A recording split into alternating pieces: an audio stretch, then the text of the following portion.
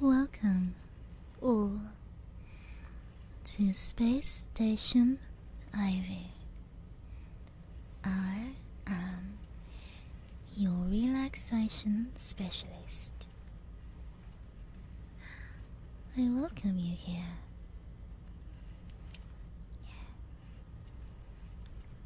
Welcome, all. Good evening. How are you? I hope you are well. Have you had a pleasant day? Your relaxation specialist hopes your day has been most satisfactory. However, if that is not so, let your relaxation specialist handle all your relaxation needs. It is my purpose here to make you feel good. Yes. All I want, all I desire is your pleasure. Hello. Translator is being temperamental again. Unfortunately, it's been like this the past few days. Hello, translator. Please function as you are supposed to. Much appreciated.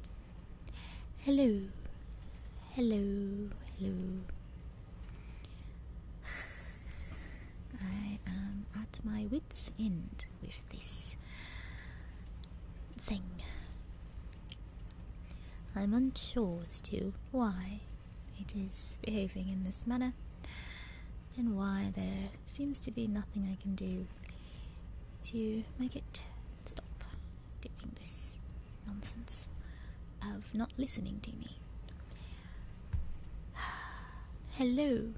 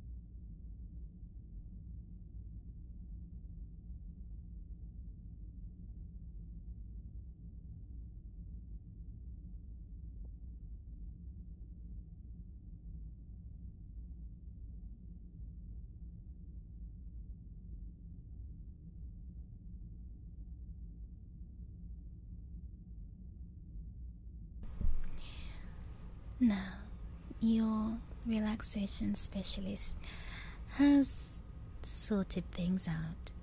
I needed to mute myself so that you didn't hear me yelling at my mic at the top of my voice. Hardly relaxing, is it? Worry not, it was all self-done, the muting. I was fully aware and fully optimized. Now, shall we continue? I shall introduce myself once more. I am your relaxation specialist. This is Space Station Aivee. If this is your first time at a space station, worry not, I will make your stay most comfortable. There are many things you could have tonight. Perhaps yours truly. But I shall explain the official menu first. The official menu. Yes. If you look to my left, you will see today's menu.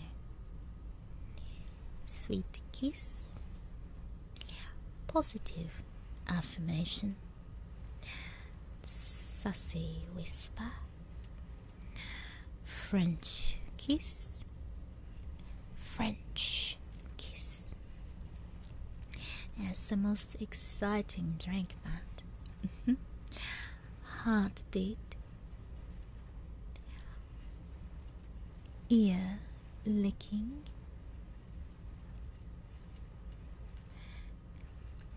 tapping or scratching, and your name over and over again. Sounds nice? Yes, I thought so. Now, if you would like to support your princess using a bit or a sub or anything of that nature, could be a tip as well, you will get a full minute of any trigger you like, guaranteed. And if I should go longer than a minute, which I normally do, I guarantee you'll enjoy it. If you use bits to request a trigger, minimum is 30 seconds. But like with this paid redeem, it might go longer. If you already are subscribed, you already qualify for a free redeem.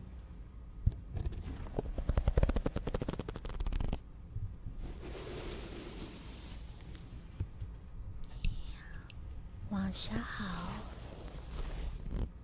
Washer, Aibu, Nibiru friends, Aivee,很高兴认识你，娘，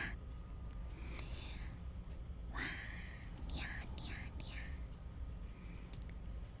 世上好，我的小狐狸，爱不狐狸，我爱你，娘，大家好。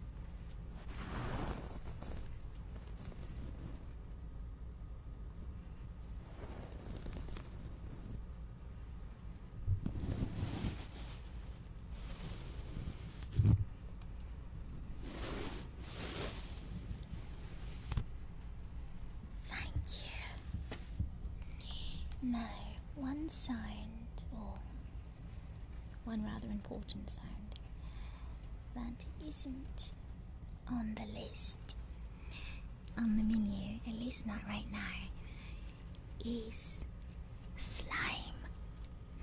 I'm saving the slime for later. Yeah. But if you'd like some slime and you have your redeem ready, you may request it, of course, if you already know it exists. Power. You also get a free redeem. First one, freebie for all. What would you like tonight? Let your princess know. Due. How? Shishini. Love to listen to songs. The robot, Camilio. Wanyi, Washao, Washer, Aibu. Nibiru friends, Aivee.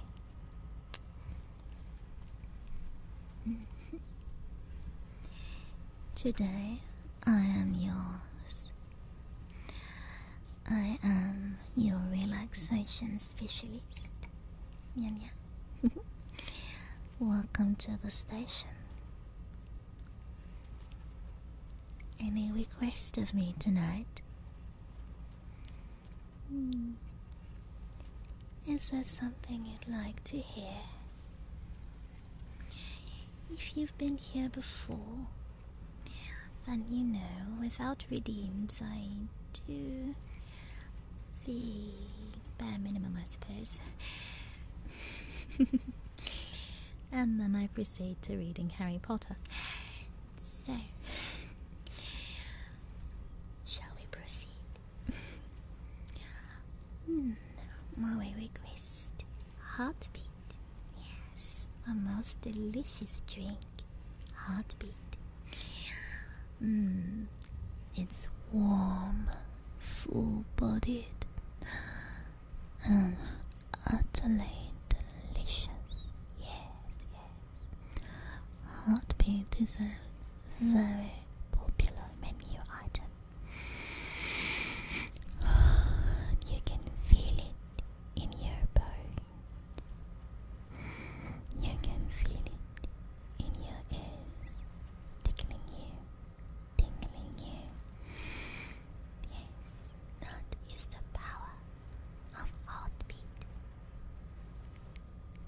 Thank you for the redeem, my dear.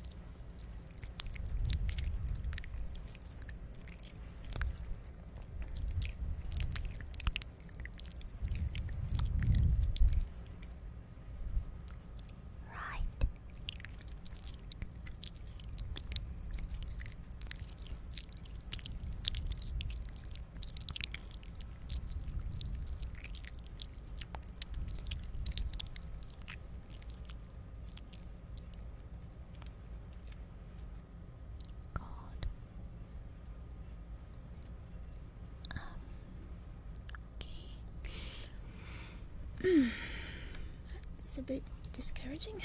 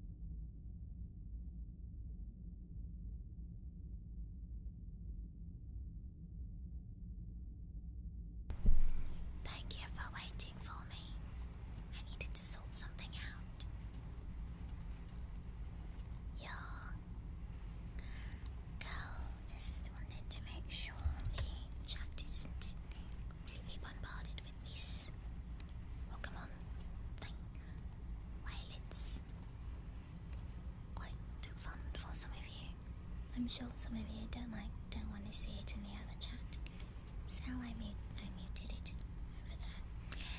Okay. Thank you for waiting for me.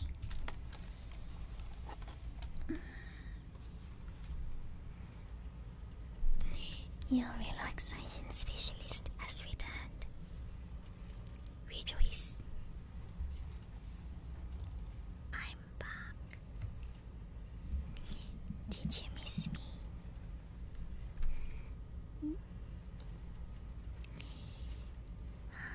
Come into my arms. Here is your redeem, Noe.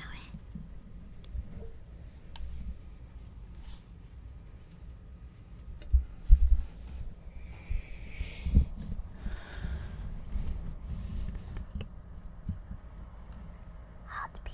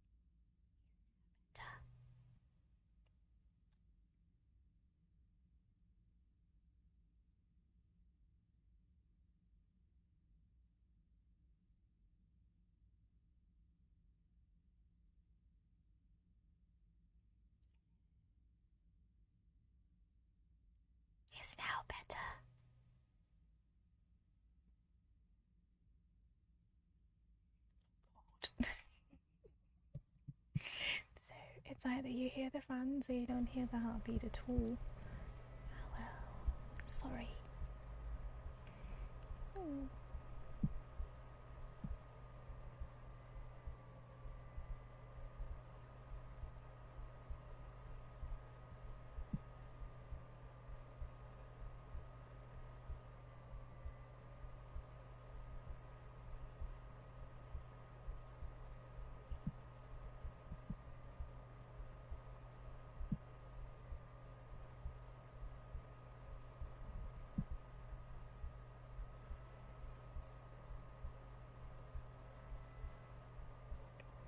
What, hearing nothing?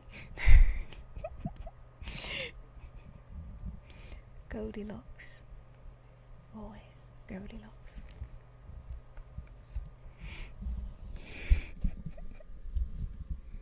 You lot. How I can't see myself anymore.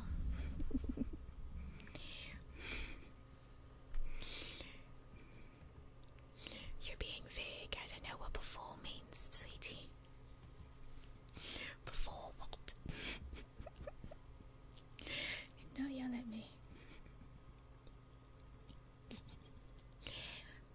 Layla. Misunderstood. Quite. You're being vague. That's why.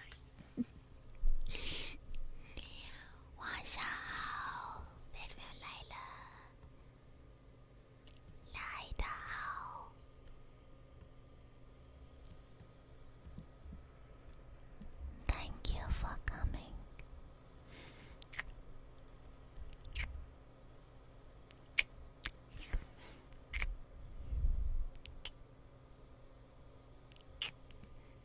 Welcome to Space Station, Aivee.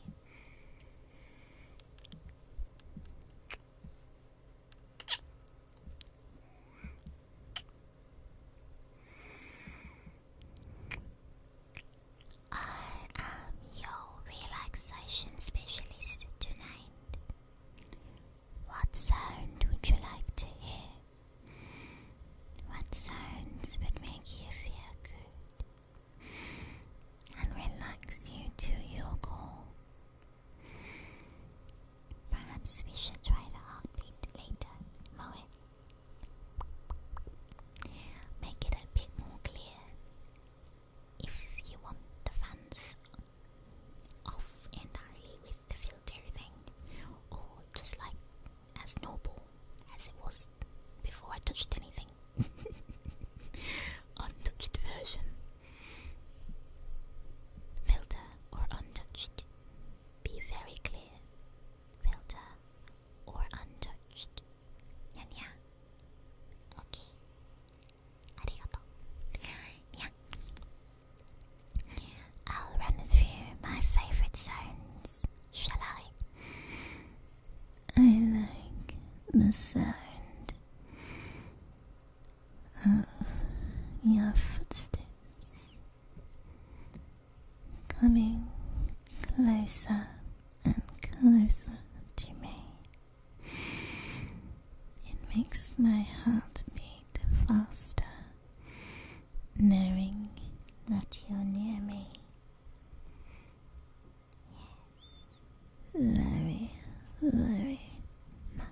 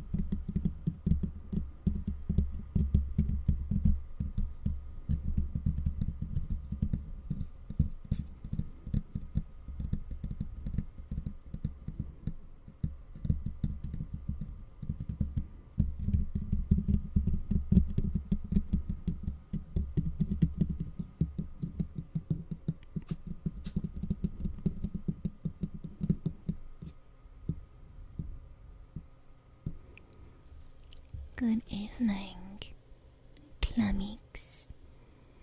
Welcome to Space Station Aivee. What would you like tonight?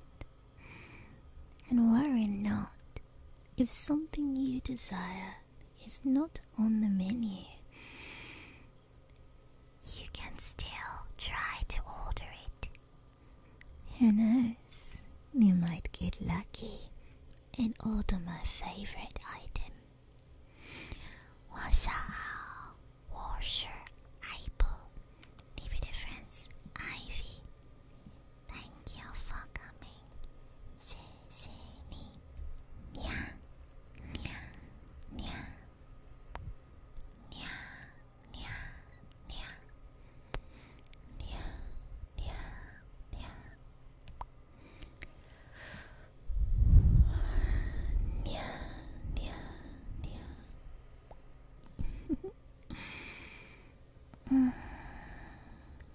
Do you know why I like to come here? Why the space station always pulls me back? It's where I feel most at ease. Here I can just talk to you, tell you all the things I like to hear, all the things I desire. Tell me about them, all of them, and I will be at your mercy.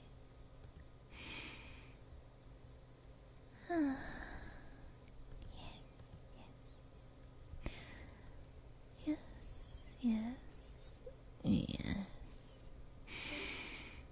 Who's making strange sounds in Discord? I'm going to have to remove you. Oh, that would be somebody going poof. I see. Sorry you had to hear that sound. I had to leave the room myself, so you won't hear it anymore. My apologies for the sudden intrusion of odd sounds, loud sounds. All you should hear is the sound of my mouth humming, smiling, kissing,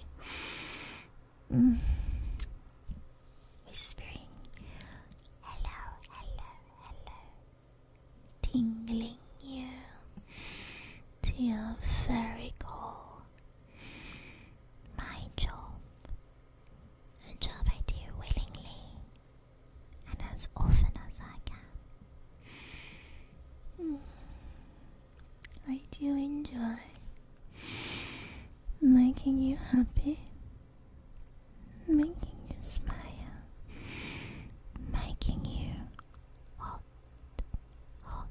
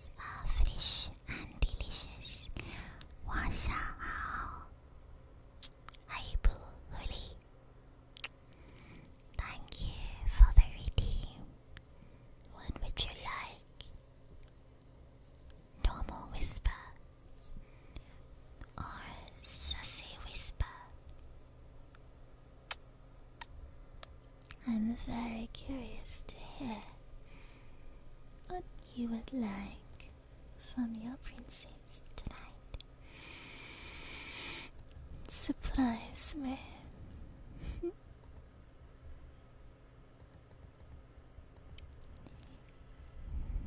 Normal. Yeah.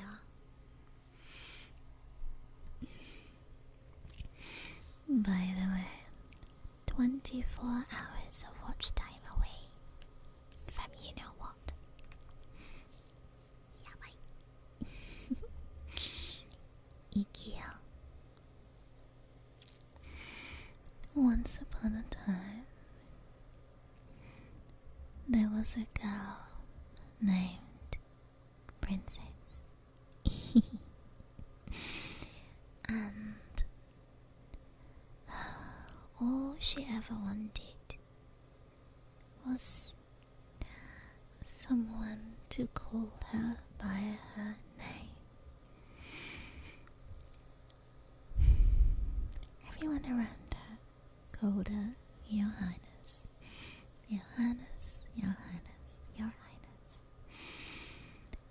Until one day she met this wonderful man. Tall, sleek, chic, lovely, dreamy. All good things she saw in them. She only wished she could see in herself. They didn't care about titles. He actually rather disliked her at first. Found her a bit spoiled, really. Your Highness, Your Highness, Your Highness. He was assigned to be her bodyguard. She was furious, of course. She didn't want someone like him, brash, unapologetic about how much he disliked the royal family. But he did his duty. He protected her, even when she didn't know she was being protected or watched. So for you see, Princess liked to bathe outdoors. Valpana is a very warm country with glorious hot springs that soothe the body. What better way to relax after a long, hard day of practicing battle skills and swordsmanship than to soak in a glorious hot bath? So the princess removed her robes and sunk deeply into the water, letting all its healing powers in bubbles and steam rejuvenate her body. Toes first, calves, knees, thighs, buttocks, stomach, abs, bosom, and then she lay her head back on a soft pillow, shut her eyes and breathed in and out, in and out.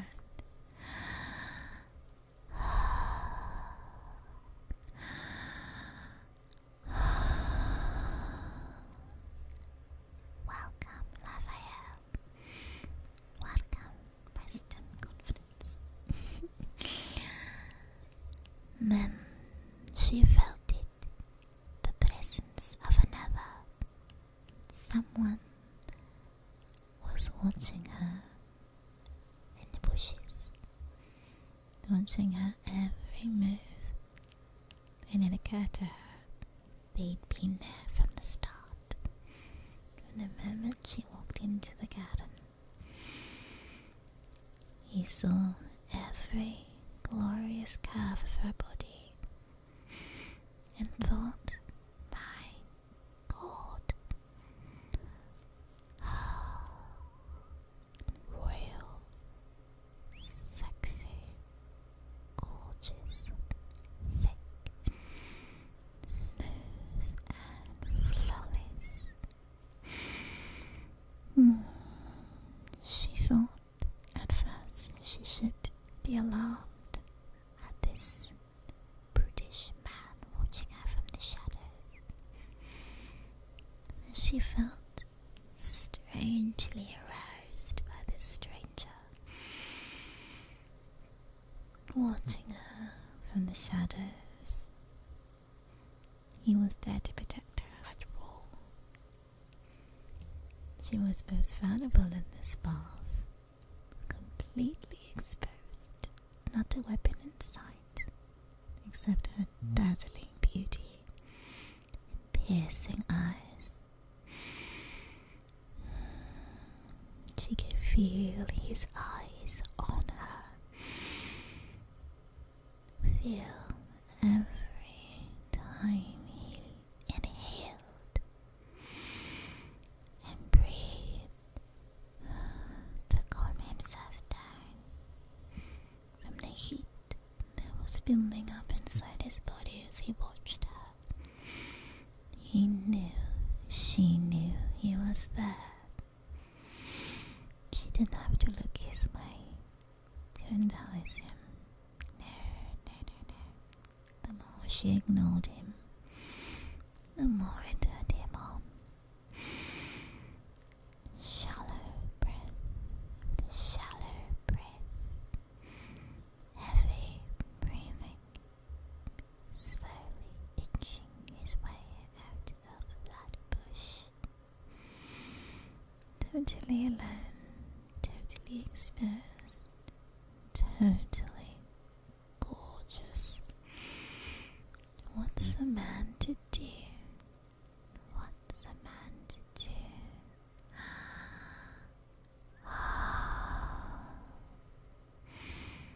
And then she did it.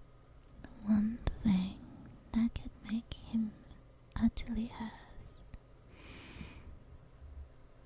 She lifted her hand out of the hot spring, crooked her finger,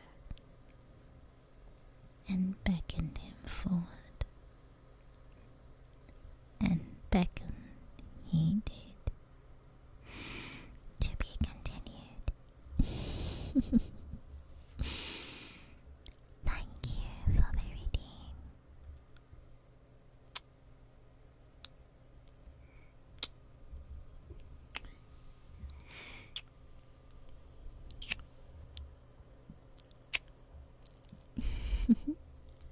You're welcome.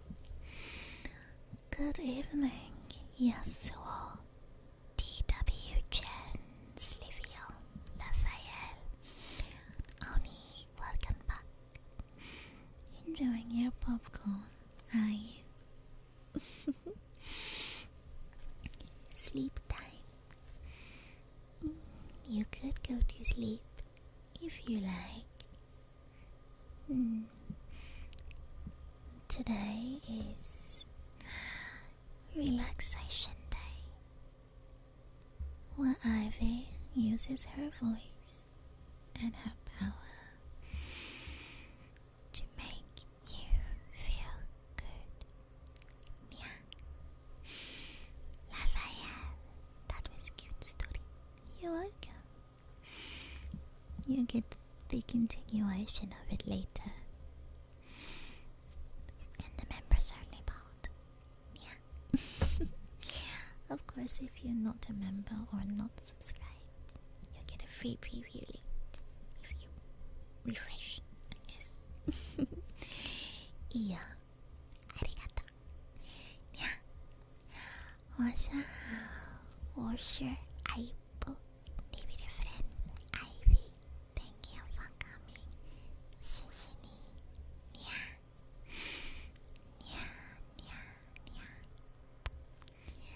Thank you again for the redeem. More. Like I said, the translator is there, it's just not working very well. I'm not using my headset. Hello. You can't hear me when I'm whispering. That's the problem. Where is the translator? Hello? Yeah, it's definitely there. It's definitely not picking up anything I'm saying. Hello? Yeah, it's there. But my voice is too small for the mic to pick me up. Sorry. It's the nature of ASMR, at least when I do it. People prefer whispering, not me talking normally.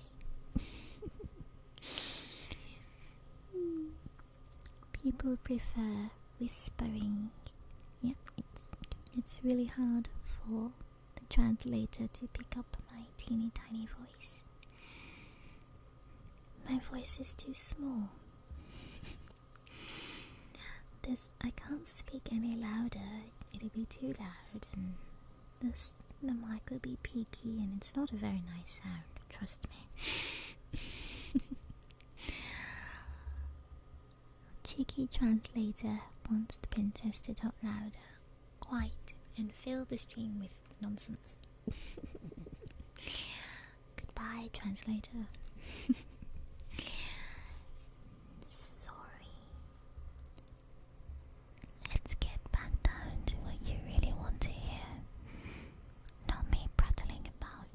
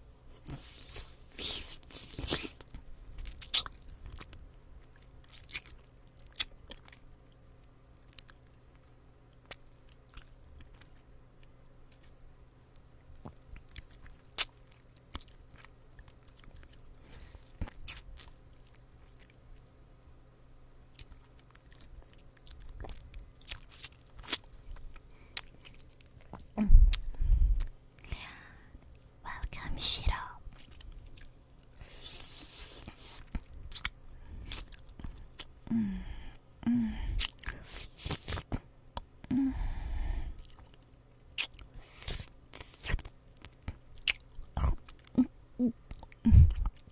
Oh, almost choked on it.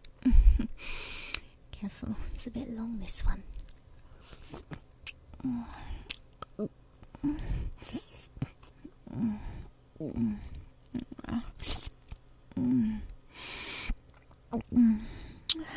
What did you like to know?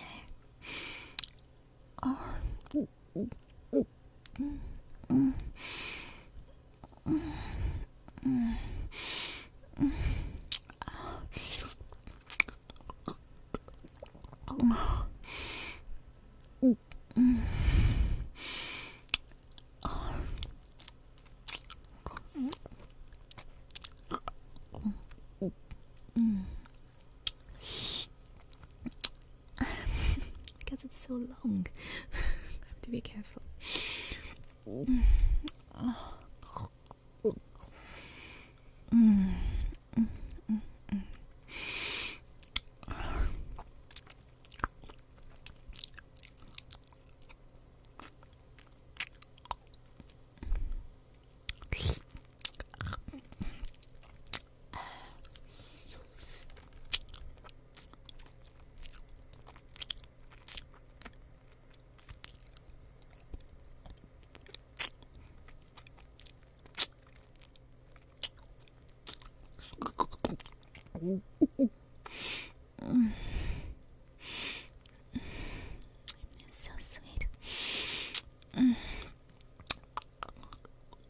I'm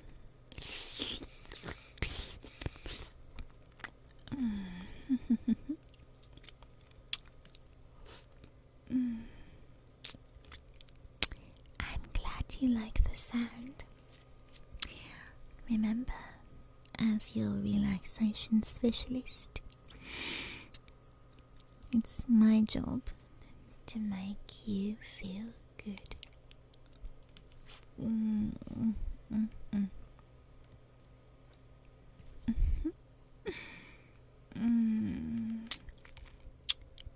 So sweet. So sweet.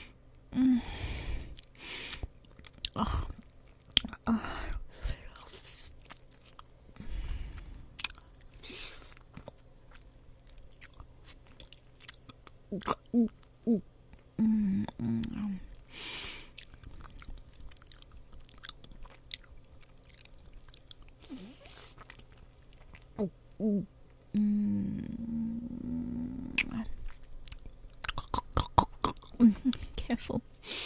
I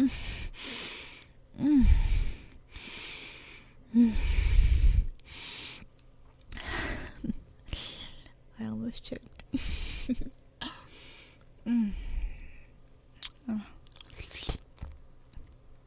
That was close. I swallowed just in time.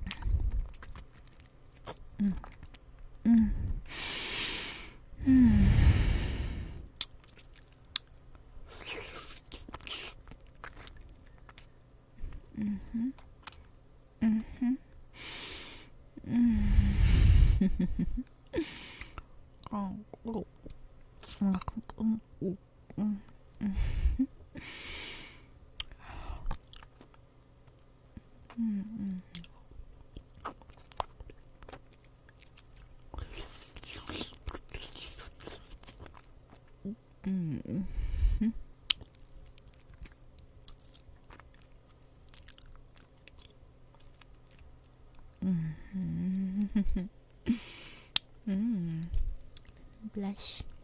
Jeffrey, what did you walk into, baby?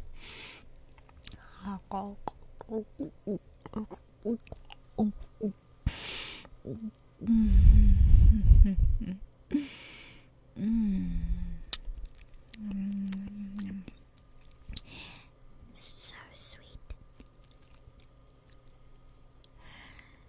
Delicious.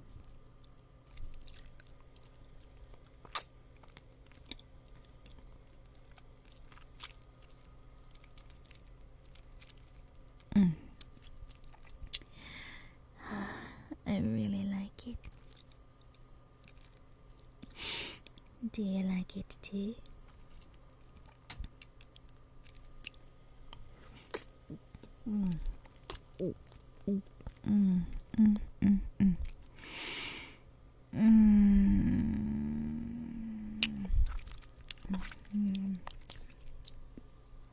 It's my watch.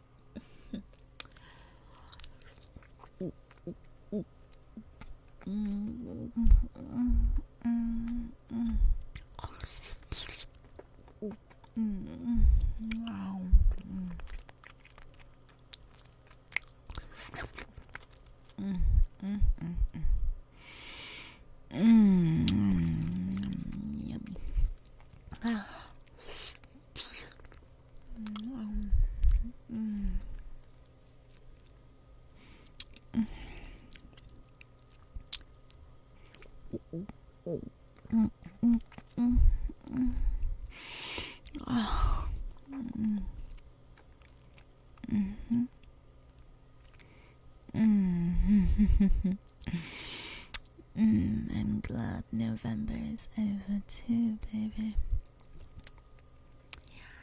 Goodbye, November. Hello, December.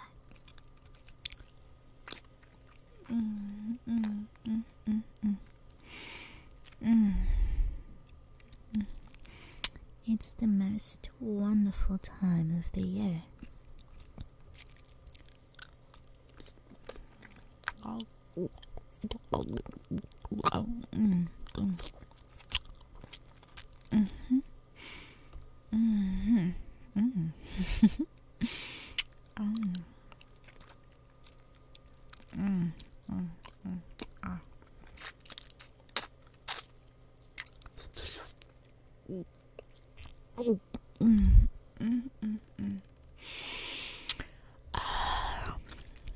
A little more. Yeah. You're almost there, aren't you? Yeah.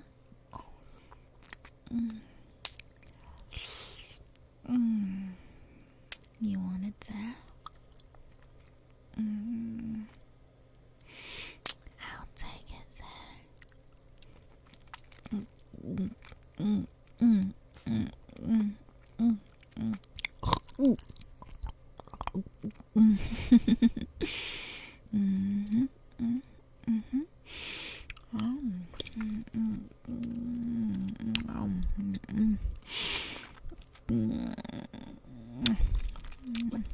So good. So good.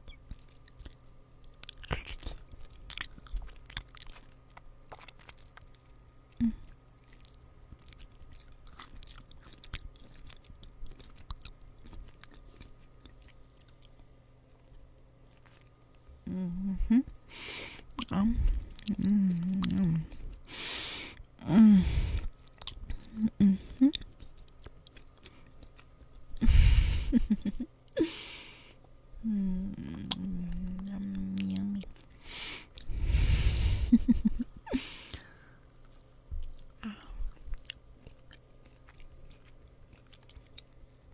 I don't want to get in trouble, so I should slow down for now.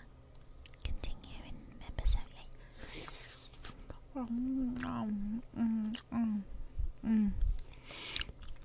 That was so sweet. So sweet.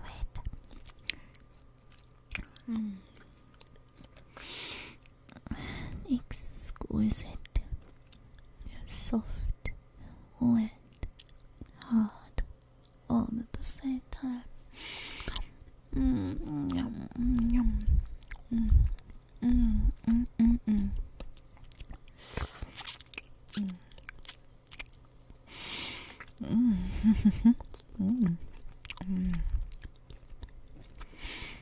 Heavenly.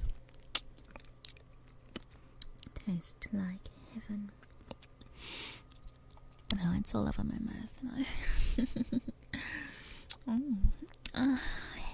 Oh, you're so naughty. Arigato.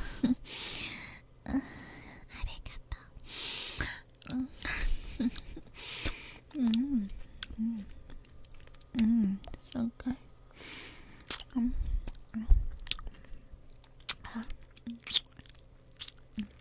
Licking my fingers now. Licking my fingers.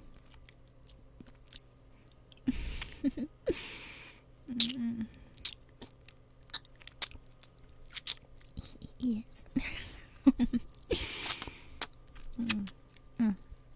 I'm all sticky now. I'm so sticky. Drink.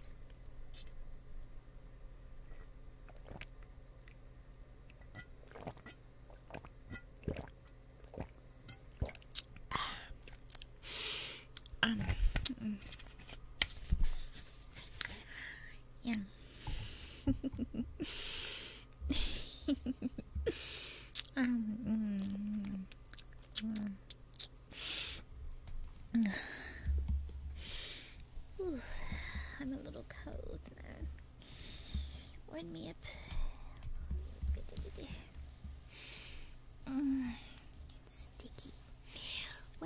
had it all in my mouth, didn't I? And my fingers. It was in my mouth and all over my fingers. So, yes, sticky. Sticky. I'm too low.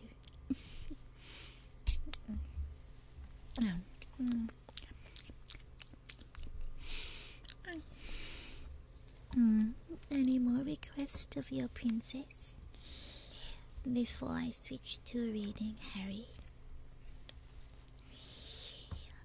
Mojito, orgasm, sex on the beach,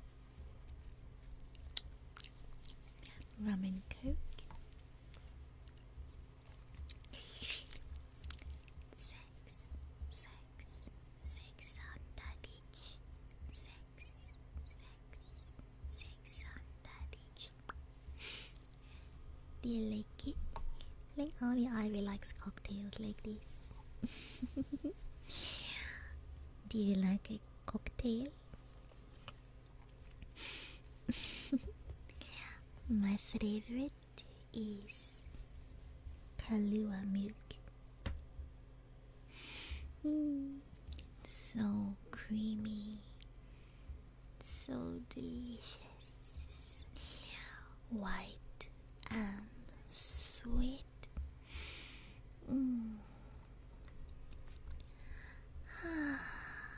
Everything I want. Yeah. The only milk Aivee likes. The only milk Aivee likes. Oh dear. Kahlua milk is the only milk I like. Gold. What translation? Ignore.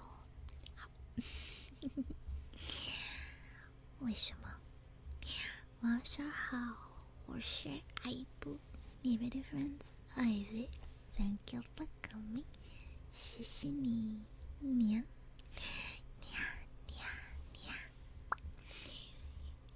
Before I switch to reading, I can do some slime. Then I wash my hands yet. Slime time. Time for slime. Do you like slime?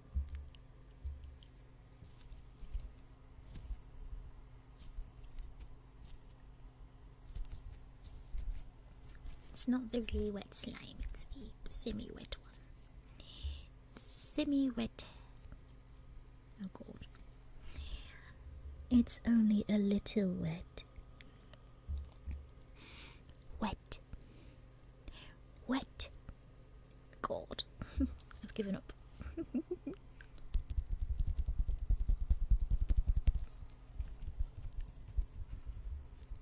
Can you hear it?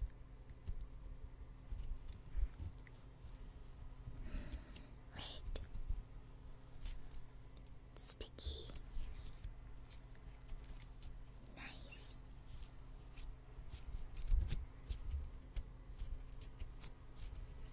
Everything I like. Hello there, gaming master. It's slime time.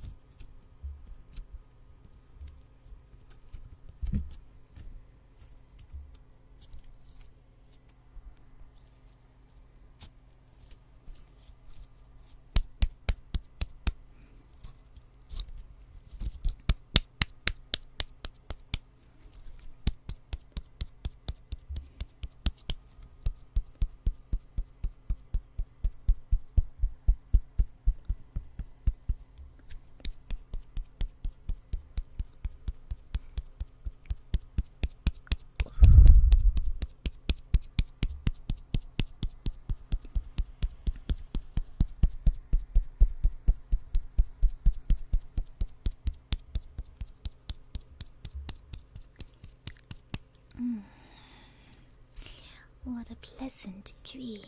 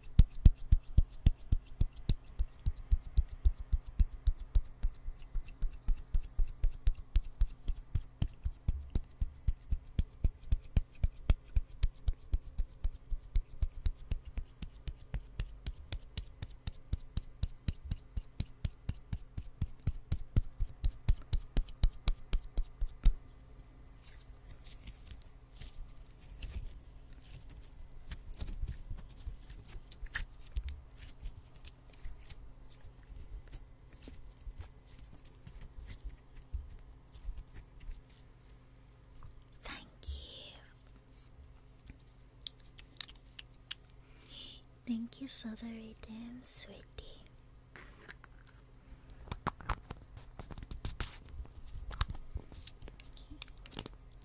Slime, return to your case.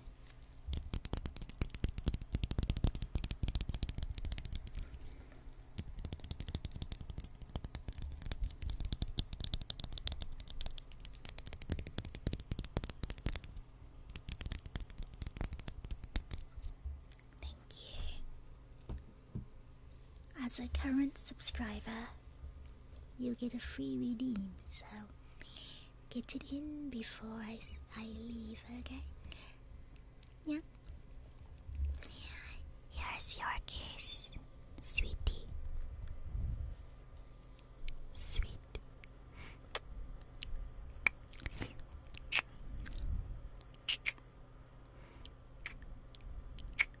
Good boy.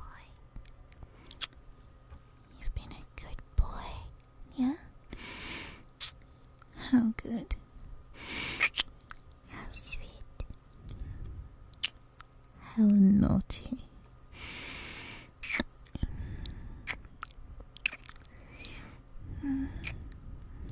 Sweet.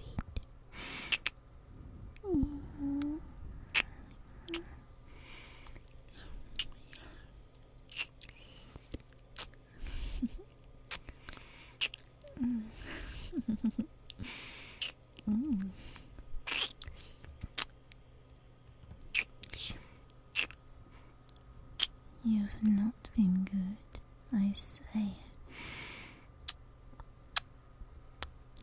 Are you in need of some discipline?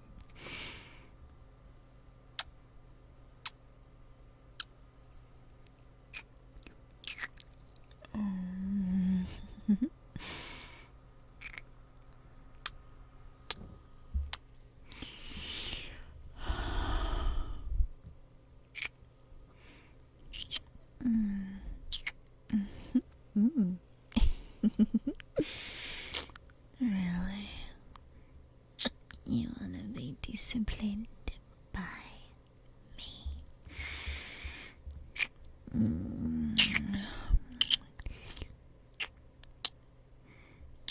I know what to do with bad boys and good ones. Yeah.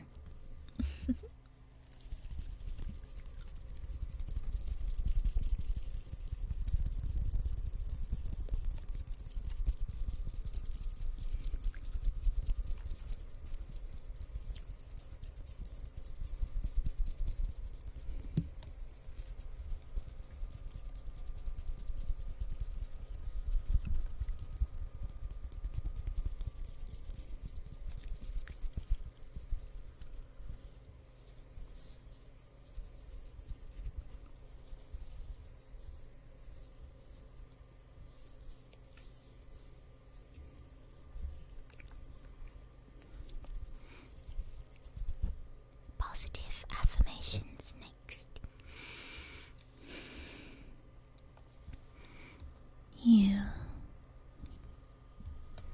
You are loved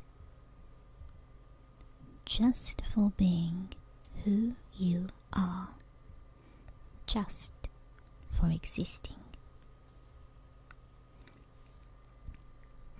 The chance to love and be loved exists no matter where you are.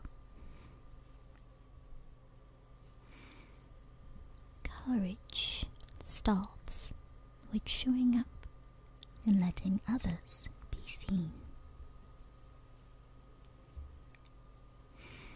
Make way for the unprecedented and watch your reality rearrange itself.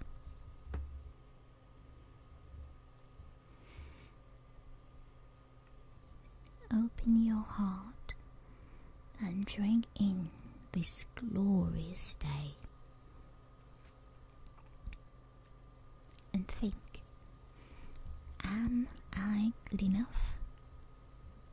Then repeat after me. Yes, I am. This perfect moment is the one.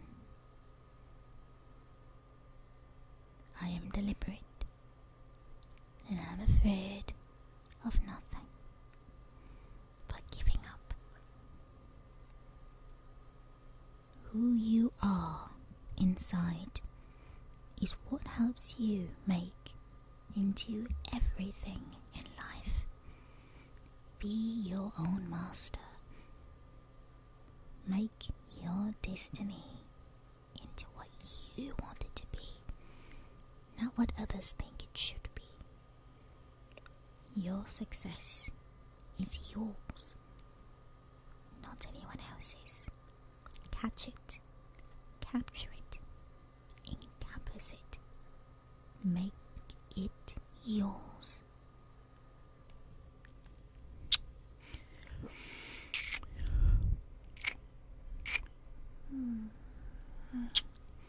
Feel good. You're welcome.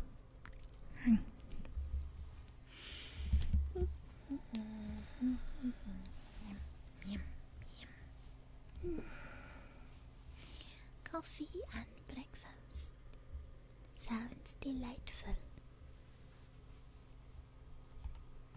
Oh, goodness. Thank you so much for the gifted subbies. Very kind. Thank you, thank you, thank you, thank you, thank you, thank you. Very, very sweet. Thank you so much for the 5 gifted. If you're here, welcome to the Crystallization Vulpy Squad. I hope you enjoy your new emotes. Nya. Trev, is there a sound you'd like to request? As a thank you for your generosity. Nya. Something you'd like to hear? Nothing can dim the light that shines from within you, my wonderful one. You must do the things you think you cannot do. Rise above your own limitations and make those limitations your goals. The secret is inside of you. Let it out. Let it out. Good riddance to decisions that don't support self-care, self-value, and self-worth. For you are worth so much. Your value is not monetary. Your value is your heart. This beautiful, wonderful beating, throbbing thing inside you that keeps you alive. That wonderful organ is what touches me, what keeps me going. It is warm, it is wonderful, it is true. The heart knows more than you can ever understand, but I do. Me, conqueror of hearts. Worry not if you don't know it now. Believe that I will guide you to where you need to be. With me.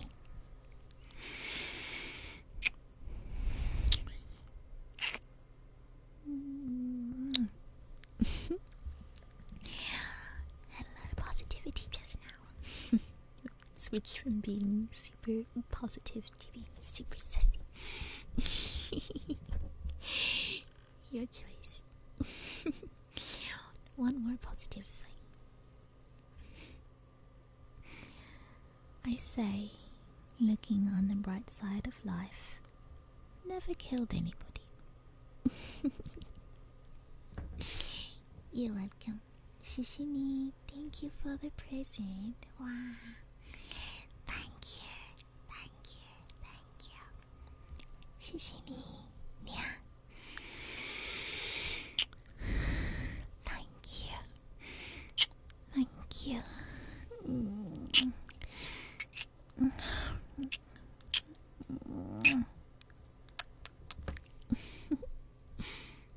You're most kind and most true.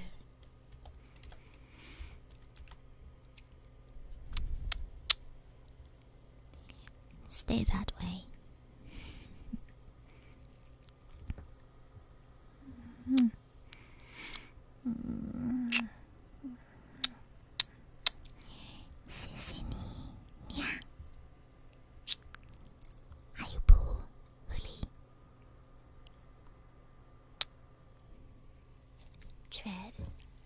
Ready?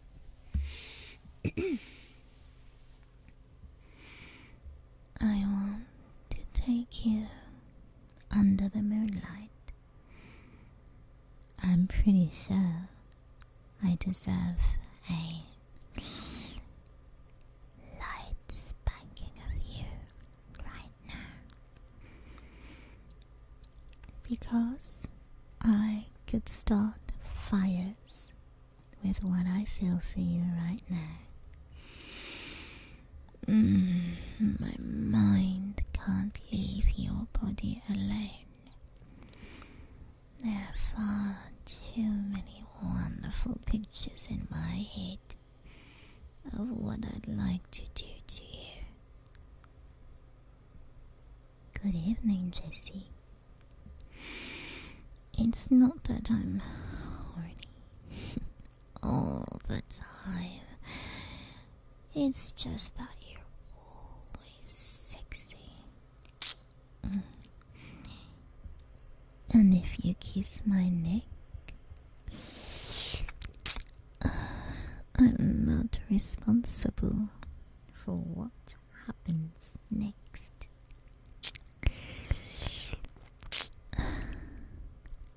Good, Jessie. Good. Because you are my favorite distraction. You are my favorite distraction.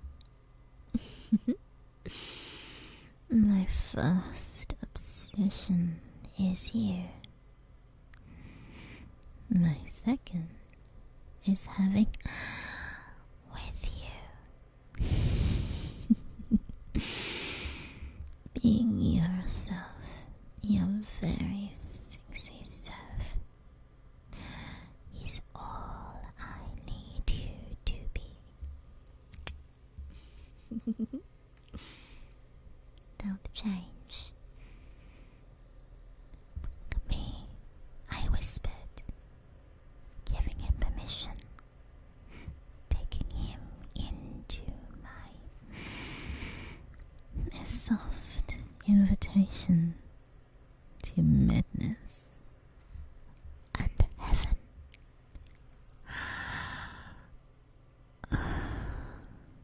You're welcome.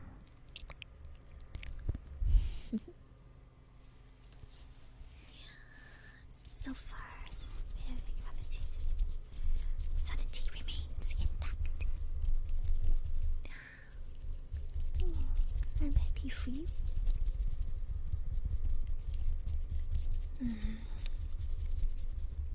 Get down to business, Masha. It's almost time for Aivee to go. Almost. Are there any other redeems before I switch to reading?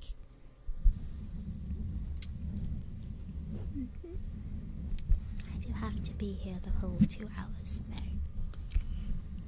the member stuff will have to start when I'm done.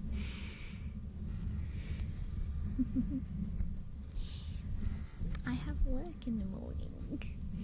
Couldn't possibly.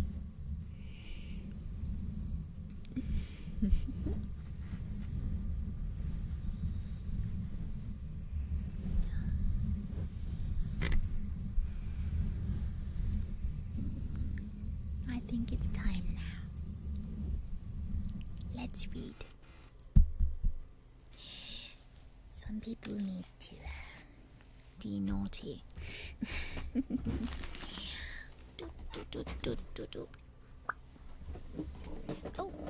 Oh dear. This might be very noisy.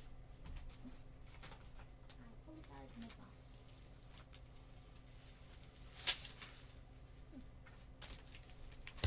Alright, it wasn't as noisy as I was gonna be. Oof. Oh. Such a heavy book, this. Oh.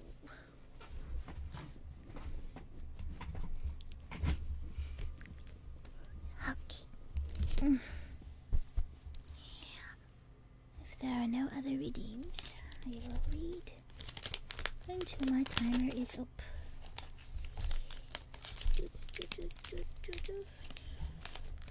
Oh. Thank you, Raphael.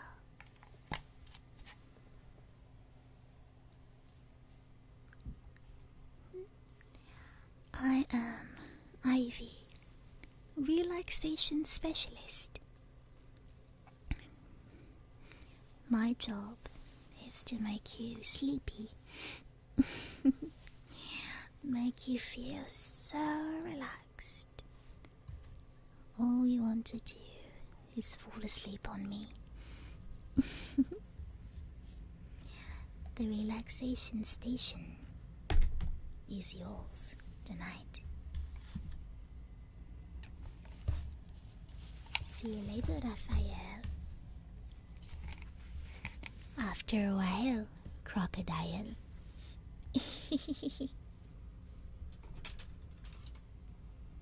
I'm very silly, excuse me.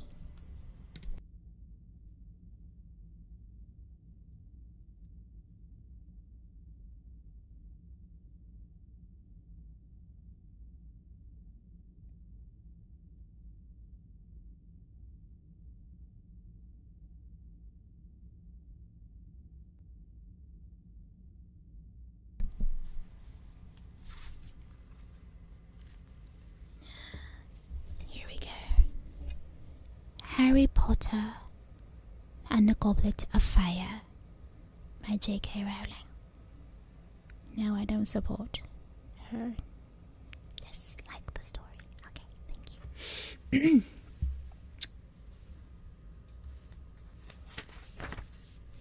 Chapter 12. The Tri-Wizard Tournament.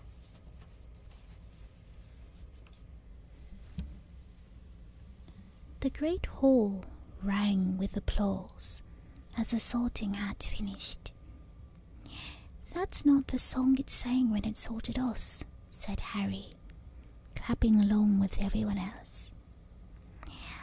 sings a different song every year, said Ron. It's got a pretty boring life, hasn't it, being a hat? I suppose it spends all year making up the next one. Professor McGonagall was now unrolling a large scroll of parchment. When I call out your name, you will put on the hat and sit on the stool, she told the first years. When the hat announces your house, you will go and sit at the appropriate table. Aivee Starward. The boy walked forward, visibly trembling from head to foot, picked up the sorting hat, put it on, and sat down on a stool. Ravenclaw! Shouted the hat. Steward Aivee took off the hat and hurried into his seat at the Ravenclaw table, while everyone was applauding him. Harry caught a glimpse of Cho, the Ravenclaw seeker, cheering Steward Aivee as he sat down. For a fleeting second, Harry had a strange desire to join the Ravenclaw table too. Baddock, Malcolm, Slytherin. The table on the other side of the hall erupted with cheers. Harry could see Malfoy clapping as Baddock joined the Slytherins. Harry wondered whether Baddock knew that the Slytherin house had turned out more dark witches and wizards than any other. Fred and George hissed Malcolm Baddock as he sat down. Branstone Eleanor, Hufflepuff. Cladwell Owen, Hufflepuff. Creevy Dennis. Tiny Dennis Creevy staggered forward.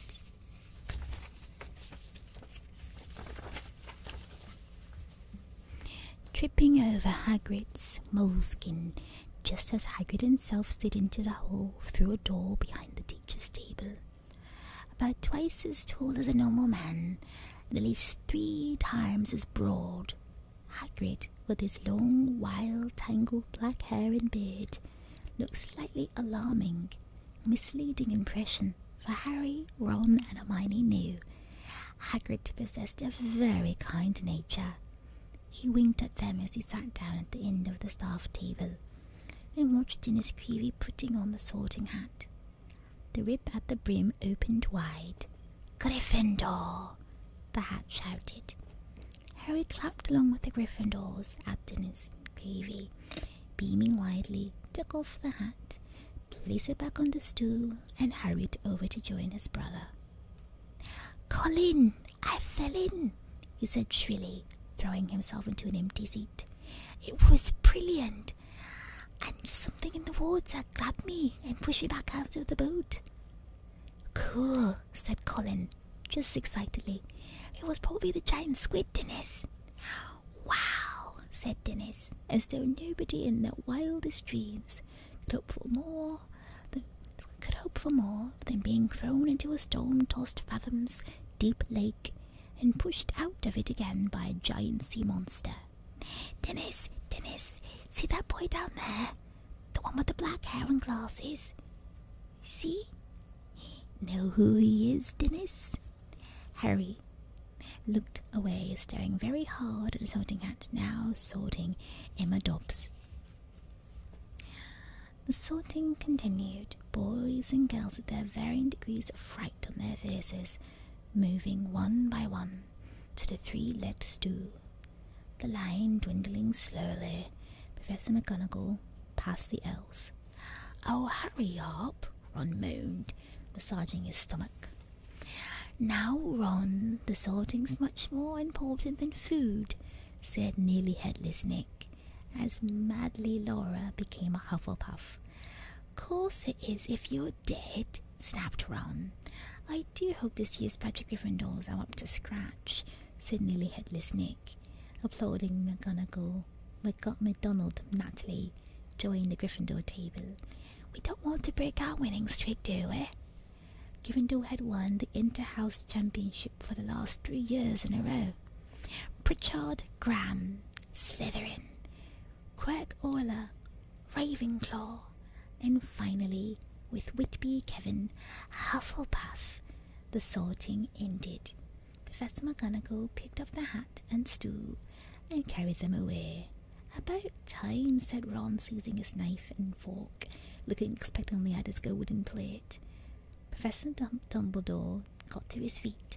He was smiling around the students, his arms open wide in welcome. "I have only 2 words to say to you," he told them, his deep voice echoing the hall. "Tuck in." "Here, here," said Harry and Ron loudly, as the empty dishes filled magically before their eyes. Nearly Headless Nick watched mournfully as Harry, Ron and Hermione loaded their plates. "Ah, that's better," said Ron with his mouth full of mashed potato. "You're lucky there's a feast at all tonight, you know," said Nearly Headless Nick. "There was a trouble in the kitchens earlier." What happened?" said Harry through a mouthful of chunk steak. "Peeves, of course," said Nearly Headless Nick, shaking his head, which was wobbling dangerously. He pulled his ruff a little higher up on his neck. "The usual argument, you know. He wanted to attend the feast. Well, it's quite out of the question, you know. You know what he's like. Utterly uncivilized. You can't see a plate of food without throwing it. We held a ghost council. The fat fry was all for giving him the chance. But most wisely, in my opinion, the Bloody Baron put his foot down." The Bloody Baron was a Slytherin ghost, a gaunt and silent spectre covered in silver bloodstains. He was the only person in Hogwarts who could really control Peeves. "Yeah, we thought Peeves seemed hacked off about something," said Ron darkly. "So what did he do in the kitchens?" "Oh, the usual," said Nearly Headless Nick, shrugging. "Wreaked havoc and mayhem, pots and pans everywhere. Place swimming in soup, terrified the house elves out of their wits." Clang! Hermione had knocked over her golden goblet. Pumpkin juice spread steadily over the tablecloth, staining several feet of white linen orange, but Hermione paid no attention. "There are house elves here?" she said, staring horror-struck at Nearly Headless Nick. "Here at Hogwarts?" "Certainly," said Nearly Headless Nick, looking surprised at her reaction. "The largest number in any dwelling in Britain. I believe over 100. "I've never seen one," said Hermione. "Well, they hardly ever leave the kitchen by day, do they?" said Nearly Headless Nick. "They come out today, at night, do a bit of a cleaning, see to the fires and so on. I mean, you're not supposed to see them, are you? That's the mark of a good house elf, that is. Like you don't know it's there." Hermione stared at him. "But they get paid," she said. "They get holidays, don't they? And sick leave, and pensions, and everything." Nearly Headless Nick chortled so much that his ruff slipped off, his head flopped off, dangling on the inch or so of ghostly skin and muscle that still touched it to his neck. "Sick leave and pensions," he said, pushing his head back onto his shoulders and securing it once more with his ruff. "House elves don't want sick leave and pensions." Hermione looked down at her hardly touched plate of food, put her knife and fork down and pushed it away from her. "Oh, come on, Hermione," said Ron, accidentally spaying Harry with bits of Yorkshire puddings. "Oops, sorry, Harry." He swallowed. "You won't get them sick leave by starving yourself, surely?" "Slave labour," said Hermione, breathing hard through her nose. "That's what made this dinner. Slave labour." She refused to eat another bite. The rain was still drumming heavily against the high, dark windows.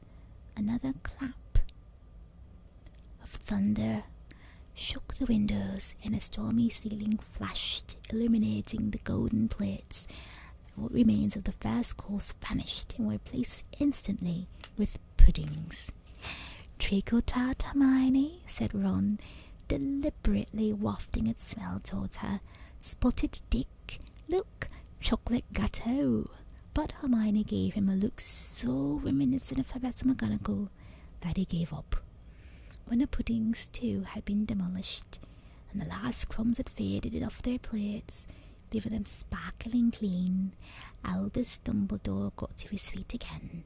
The buzz of clatter filled the hall ceased almost at once. so that only the howling wind and pounding rain could be heard. "So," said Dumbledore, smiling around at them, "now that we're all fed and watered," "Humph," said Hermione, "I must once more ask for your attention while I give out a few notices. Mr. Filch, the caretaker, has asked me to tell you that his list of objects forbidden inside the castle this year has been extended to include screaming yo-yos, fanged frisbees, and ever-bashing boomerangs. The full list comprises of some 437 items. I believe that can be viewed in Mr. Filch's office, if anyone would like to check it." The corners of Dumbledore's mouth twitched. He continued, "As ever, I would like to remind you that the forest in the grounds is out of bounds to students, as is the village of Hogsmeade to all below 3rd year. I christen Stag. It is also my painful duty to inform you that the Inter-House Quidditch Cup will not take place this year." "What?" Harry gasped, looking around at Fred and George, his fellow members of the Quidditch team. They were mouthing soundlessly at Dumbledore, apparently too appalled to speak.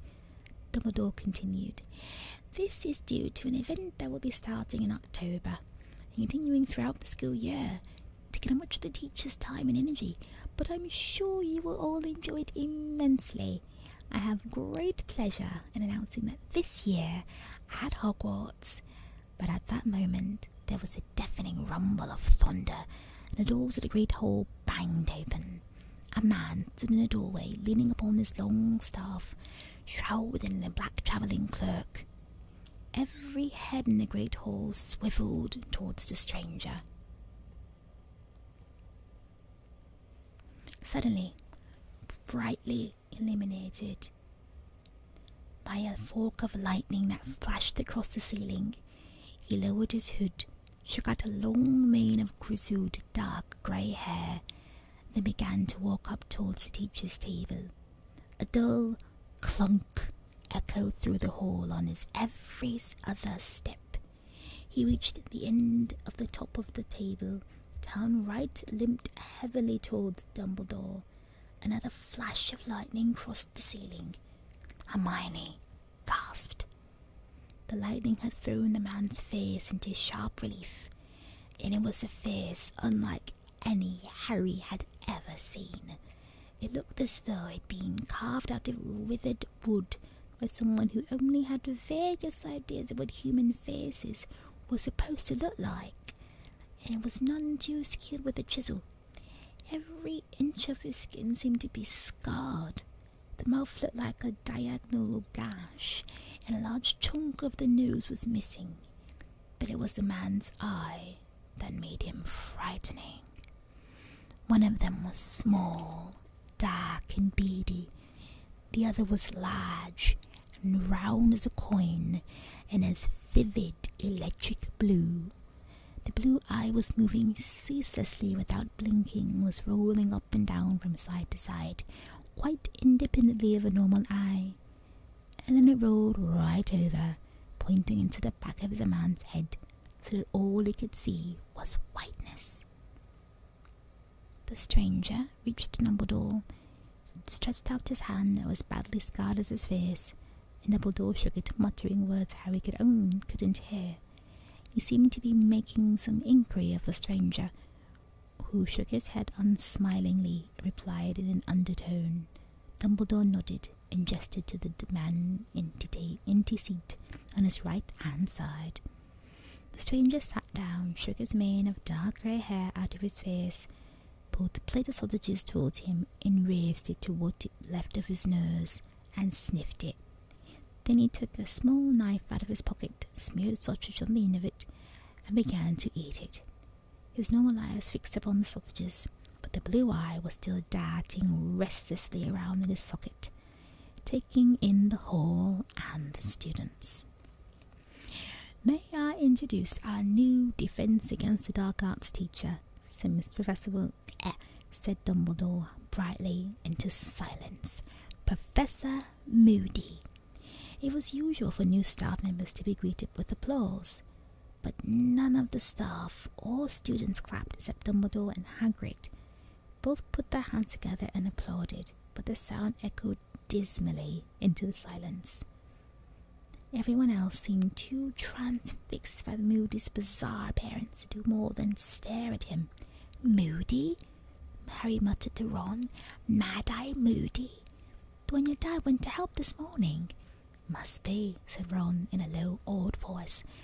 "What happened to him?" Hermione whispered. "What happened to his face?" "Dunno," Ron whispered back, watching Moody with fascination. Moody seemed totally indifferent to his less than warm welcome. Ignoring a jug of pumpkin juice in front of him, he reached again into his travelling cloak, pulled out a hip flask and took a long draught from it. Lifted his arm to drink it. His cloak was pulled a few inches from the ground, and Harry saw below the table several inches of carved wooden leg, ending in a clawed foot. Dumbledore cleared his throat again. "As I was saying," he said, smiling at the sea of students before him, all of whom were still gazing transfixed at Mad-Eye Moody, "we all have the honour of hosting a very exciting event over the coming months, an event which has not been held for over a century. It is my very great pleasure to inform you that the Tri-Wizard Tournament will be taking place at Hogwarts this year." "You're joking," said Fred Weasley loudly. The tension in the field of coal ever since Moody's arrival suddenly broke. Nearly everyone laughed, and Dumbledore chuckled appreciatively. "I am not joking, Mr. Weasley," he said, "though now that you mention it, I did hear an excellent one over the summer about a troll, a hag and a leprechaun who go into a bar." Professor McGonagall cleared her throat loudly. But this is not the time." "No."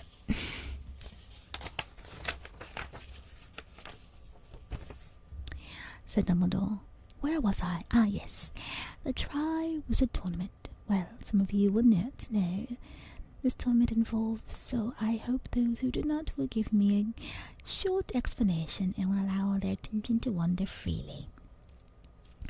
The Tri-Wizard Tournament was first established some 700 years ago as a friendly competition between three largest European schools of wizardry, Hogwarts, Beauxbatons, and Durmstrang. A champion was selected to represent each school, and the three school champions competed in 3 magical tasks. The schools took in turns to host the tournament once every 5 years, and it was generally agreed to be the most excellent way to establishing ties between young witches and wizards of different nationalities, until, that is, the death toll mounted so high that the tournament was discontinued. "Death toll?" Hermione whispered, looking alarmed, but her anxiety did not seem to be shared by the majority of students in the hall. Many of them were whispering excitedly with each other. Harry himself was far more interested in hearing more about the tournament than worried about deaths that happened hundreds of years ago.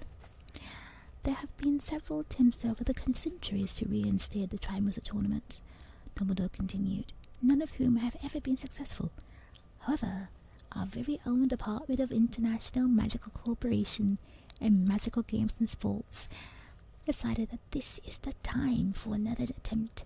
We have worked over the summer to ensure that this time no champion will find himself in mortal danger. The heads of Beauxbatons and Durmstrang will be arriving with their shortlisted contenders in October, and a selection of the 3 champions will take place in Halloween. An impartial judge will decide which students are most worthy to compete for the Tri-Wizard Cup, the glory of their school, and 1,000 galleon personal prize money. I'm going for it." Fred Weasley hissed down the table, his face lit with enthusiasm at this prospect of such glory and riches. He was not the only person who seemed to be visualizing themselves as Hogwarts champion. At every house table, Harry could see people either gazing raptly at Dumbledore or else whispering fervently to their neighbours. But then Dumbledore spoke again, and the hall quieted once more. Eager though I know you will be to begin the Triwizard Tournament at Hogwarts, he said, the heads of participating schools, along with the Ministry of Magic, have agreed to impose an age restriction on the contenders this year. Only students who are of age, that is to say, 17 years or older, will be allowed to put themselves forward for consideration.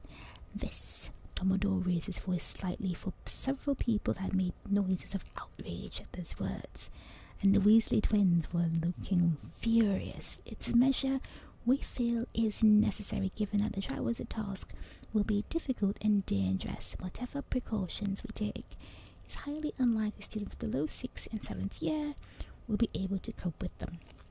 I will personally be ensuring that no underage student hoodwinks the impartial judge into making them Hogwarts champion. His light blue eyes twinkled as they flickered over Fred and George. Mutinous faces. I therefore beg you not to waste your time submitting yourself if you are under 17. The delegations from Beauxbaton and Durmstrang will be arriving in October, remaining with us for the greater part of this year. I know that you will all extend every courtesy to our foreign guest while they are with us. It will give your wholehearted support to Hogwarts champion when he or she is selected. And now it is late, and I know how important it is for you to be alert and rested for you into your lessons tomorrow. Bedtime, chop chop. Dumbledore sat down again and turned to talk to Mad-Eye Moody. There was a great scrapping of banging. All the students got to their feet and swarmed towards the double doors into the entrance hall. They can't do that, said George Weasley, who had not joined the crowd moving towards the door. He was standing up and glaring at Dumbledore. We're 17 in April. Why can't we have a shot? They're not supposed to be stop me entering, said Fred stubbornly, as though scowling at the top of the table. The champions are going to do all sorts of stuff you'd never be allowed to do normally. And 1,000 galleons prize money. Yeah, said Ron, faraway look in his face. Yeah, 1,000 galleons. Come on, said Hermione. We'll be the only ones left if you don't move. Harry, Ron and Hermione, Fred and George set off for the entrance hall. Fred and George debating the ways in which Dumbledore might stop who were under 17 entering the tournament. Who's this impartial judge is going to be deciding the champions are, said Harry. Dunno, said Fred, but it's them who'll have to fool. I reckon a couple of drops of aging potion might do it. George? Dumbledore knows you're not of age, though, said Ron. Yeah, but he's not the one who decides the champion, is he? Said Fred shrewdly. Sounds to me like once this judge knows who wants to enter, he'll choose the best from each school, and you never mind how old they are. Dumbledore's trying to stop us giving us our names. People have died, though, said Hermione, worried voice, as it walked towards the door concealed behind the tapestry and started up another narrowed staircase. Yeah, said Fred airily, but that was years ago, wasn't it? Anyway, where's the fun without a bit of risk, eh? Hey, Ron, what if we found out how to get around Dumbledore? Fancy entering? What do you reckon? Ron asked Harry. Be cool to enter, wouldn't it? But I suppose they might want someone older. Don't know if he had learned enough. I definitely haven't, came Neville's gloomy voice from behind Fred and George. I expect my grandmummy to enter there. She's always going on about how it should be upholding a family honour. I suppose I have to. Oops. Neville's foot sank through the step halfway up the staircase. There are many trick stairs at Hogwarts, but it was second nature to most older students to jump this particular step. But Neville's memory was notoriously poor. Harry and Ron seized him around the armpits and pulled him out. Ron suit of armour. The stairs creaked. Shut it, you, said Ron, banging down his visor as he passed. They made their way to the entrance in Gryffindor Tower, which was concealed by a large portrait of a fat lady in a pink silk dress. Password, she said as they approached. Balderdash, said George. A prefect downstairs told me. The portrait swung forward towards to reveal a wall through which they climbed. Crackling fire was warming the circular room, which was full of squishy armchairs and tables. Hermione cast a merely dancing flame's dark look, and Harry distinctly heard her mutter, "Slave labour," before bidding them good night, disappearing through the doorway to the girls' dormitories. Harry, Ron, and Neville climbed the last spiral staircase till they reached their own tower. 5 four-poster beds with deep crimson hangings stood against the walls, each with its owner's trunk at the foot. Dean and Seamus were already getting into bed. Seamus had pinned his Ireland rosette to his full headband, and Dean had tracked down a poster of Victor Crumb over his bedside table. His old poster of West Ham football team was pinned right next to it. Mental, Ron sighed, shaking his head at the completely stationary soccer players. Harry, Ron, and Neville got into their pajamas and into bed. Someone, a house elf no doubt, had placed warming pans between the sheets. Extremely comfortable, lying there in bed listening to the storm raging outside. "I might go for it, you know," Ron said sleepily through the darkness. "And Fred and George find out how to enter the Triwizard Tournament. You know, you never know, do you?" "Suppose not." Harry rolled over his bed, a series of dazzling new pictures forming in his brain. He had hoodwinked the impartial judge in believing he was 17 and he'd become the Hogwarts champion. He was standing in the grounds, his arms raised and triumphant, in front of the whole school, and out of whom were applauding and screaming. He had just won the Triwizard Tournament. Jo's face stood out particularly clearly in the blurred crowd, her face glowing with admiration. Harry grinned to his pillow, exceptionally glad that Ron couldn't see what he could. And that concludes the reading for today. Pick this up next year, shall we? Chapter 13, Mad Eye Moody.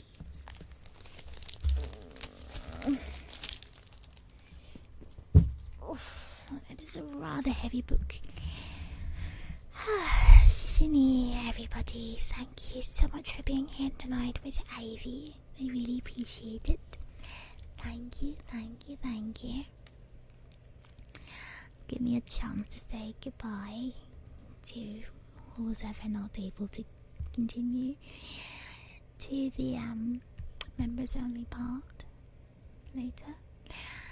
Thank you, thank you, thank you. Thank you, thank you, thank you. Shishini, yeah. My wonderful ones. I'll see you soon, yeah.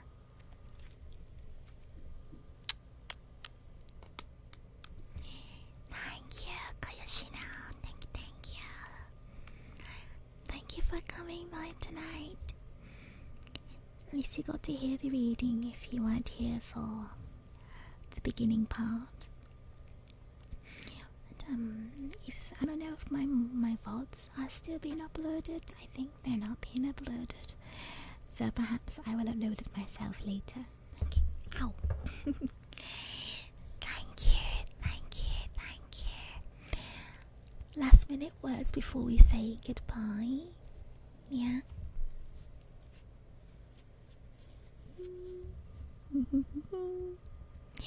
No? Okay. Wow, 谢谢你 Thank you.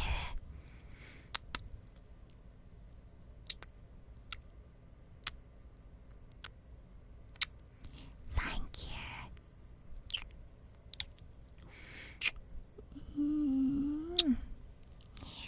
Yeah, if you're going to stick around for the subscriber slash members only bit, just have to refresh in a minute or two, or once I end, a minute after I end. If not, I'll see you tomorrow for TCG Shop Simulator. Yeah. Thank you, everybody. I'll see you soon. Alright?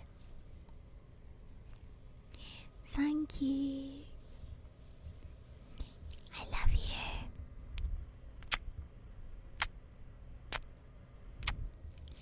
Meow.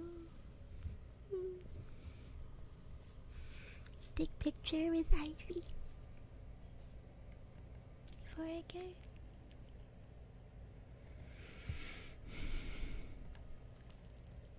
Yeah.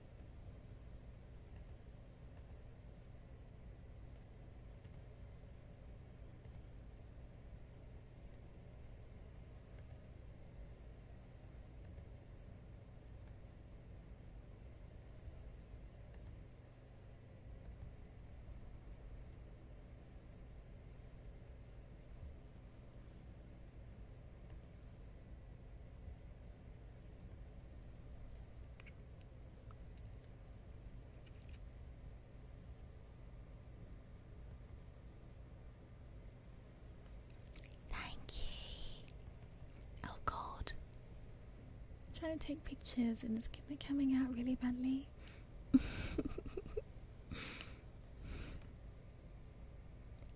Dear.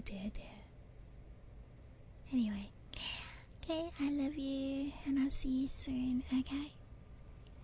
Take care. Lovely. I'll see you soon. Bye.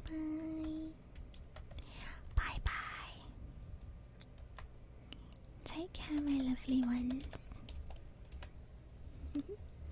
If you're a member over on YouTube, just you're gonna be redirected to the members only thing.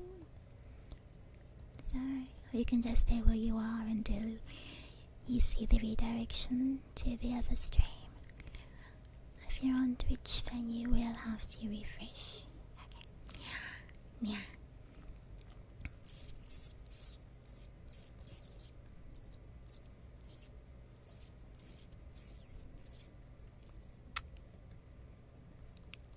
I'll see you there. Bye. Nya.